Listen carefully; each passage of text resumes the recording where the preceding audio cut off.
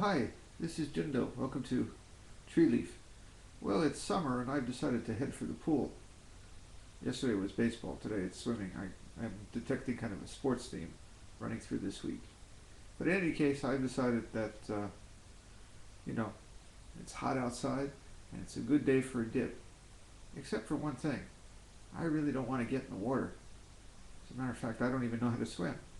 So what I've done is I've just gotten a book about swimming and I'm going to read about it. And by reading about it, I'll be understanding what it is to swim. See, here's a whole chapter called The Water, and it describes what water is. Let's pretend for a second I've never even felt what it is to jump in the pool. Well, this tells me all I need to know. I think you see my point. Our theme today is being an armchair Buddhist, which is someone who just reads about Zen or reads about the Buddhist life, but doesn't actually get out there and do it. I'm going to take this off right now because my goggles are getting fogged up. But in any case, you got to get out there and jump in the water, you see. That's the only way to know the real sensation and coolness on your own skin. That's the only way it really is possible for you to know what it means to float, to throw out your arms, to lose yourself in the waves and just go with the flow. You have to jump in the pool. I'm talking a little quietly, by the way, because my son's cousins are asleep in the next room, so I can't make a lot of noise. But there are many folks out there who just like to read books about swimming or about Buddhism. We call them armchair Buddhists. And they don't actually dive in. But yet we dive in. We dive in, we throw out our arms, we let the water carry us where it will. No separation, no resistance. There's a lot of parallel between our Zen practice and swimming, I think. It's a matter of balance. It's a matter of allowing, non-resisting. You know, if you start flailing, resisting the water, fighting the water, you're going to sink like a stone.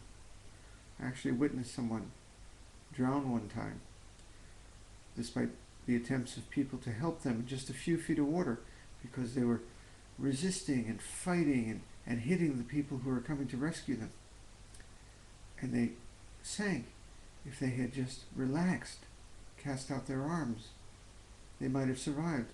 There was actually an amazing story this week from Japan of a sailor who fell off a ship, a Japanese ship, clinging to a 2-liter PET bottle, you know, a plastic bottle of empty with just air in it.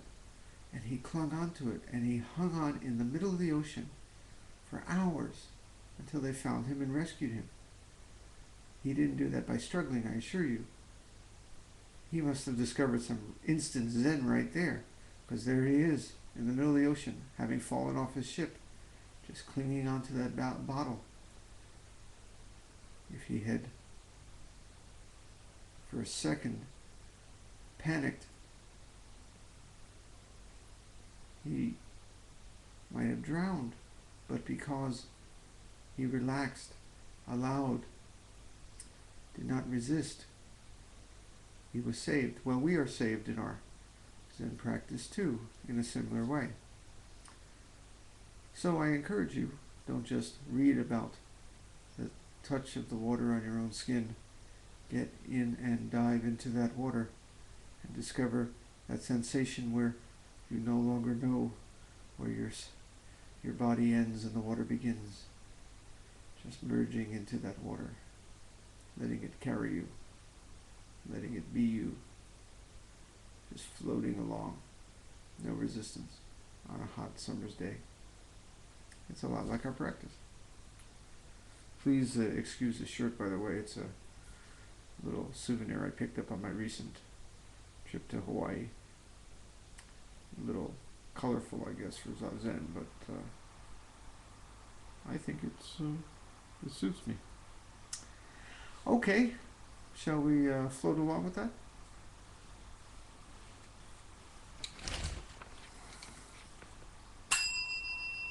Oh, I got the kids in the next room. I better do something.